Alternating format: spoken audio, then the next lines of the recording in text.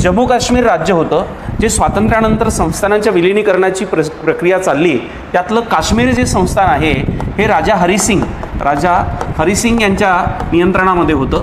राजा हरिसिंग यांनी विलिनीकरणाला विलंब केल्यामुळं बरंचसं पाकिस्तानचं जे सैनिक आहे ते काश्मीर खोऱ्यामध्ये घुसलं होतं आणि परिस्थिती नियंत्रणाबाहेर गेल्यानंतर राजा हरिसिंगांनी भारत सरकारमध्ये सामील होण्याच्या सामीलनाम्यावर सहमती दर्शवली। तोपर्यंत बराचसा पाकव्याप्त काश्मीरचा जो भाग आहे तो पाकिस्तानच्या ताब्यामध्ये गेलेला होता। अनेक दिवसापासून युद्ध सुरू होतं आणि म्हणून सदर परिस्थिती त्या काळच्या युनोकडे तत्कालीन पंतप्रधान माननीय पंडित जवाहरलाल नेहरू यांनी नेली होती।